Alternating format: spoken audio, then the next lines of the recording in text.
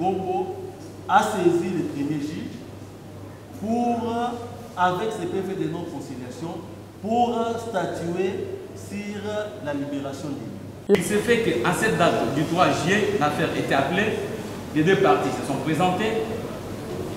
Le premier juge obligera les parties à pouvoir plaider à l'audience même du droit. La cour d'appel de Kinshasa-Gombe est appelée à trancher le litige qui oppose Mandar Ngombo Bukasagina, propriétaire de l'immeuble 6 avenue Mbouimouata numéro 6 au quartier Basoko dans la commune de Ngaliema et son locataire Daniel Mwananteba Kibondo. Au premier degré devant le tribunal de grande instance de la Gombe, la requérante Mandar Ngombo Bukasagina avait assigné Daniel Mwananteba Kibondo en libération de l'immeuble précité lui donné en bail locatif par la requérante.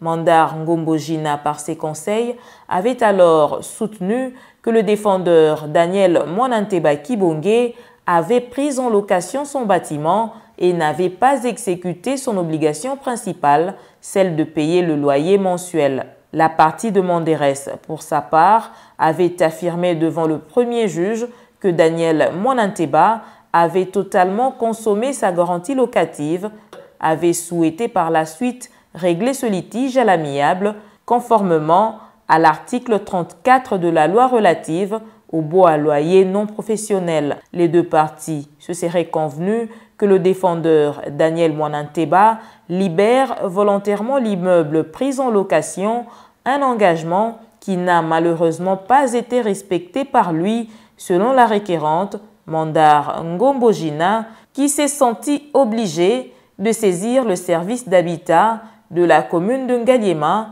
aux fins d'une conciliation comme le veut la loi précitée, une démarche qui se serait soldée par un échec constaté par les services compétents, obligés de dresser un procès-verbal de non-conciliation. À la suite de ces événements, la requérante Mandar Bukasagina avait saisi le premier juge, à savoir le TGI Gombe, afin que ce dernier ordonne la libération de son immeuble par le défendeur Daniel Mwananteba et tous ceux qui l'occupent de son chef.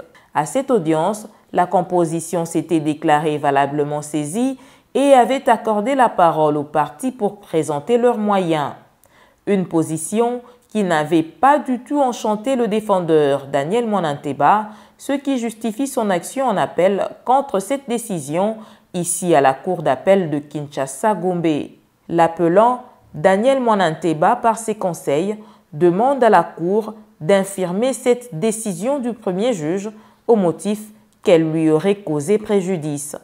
On a demandé au juge, comme c'est une affaire civile et qui vient pour la première audience, et il lui serait mieux par rapport au principe du contradictoire de nous renvoyer à une autre date pour l'échange des pièces et conclusions, en respectant les principes du contradictoire. Le juge n'a pas voulu suivre le défendeur dans cette présente cause-là. C'est ainsi, et a retenu l'affaire pour pouvoir plaider. Les clients, se sentant lésés, il a pu interjeter appel contre cette décision. Des prétentions rejetées par l'intimé Mandar Ngombo Bukasagina, ses conseils parlent d'une manœuvre dilatoire de la part de l'appellant, soupçonné de vouloir empêcher au tribunal de connaître ce litige. Les avocats de l'intimé Mandar font savoir à la Cour qu'il n'existe aucun jugement rendu par le premier juge pouvant faire objet d'un appel. Ils sollicitent donc de la Cour de déclarer irrécevable cet appel et leurs invités à plaider quant au fond.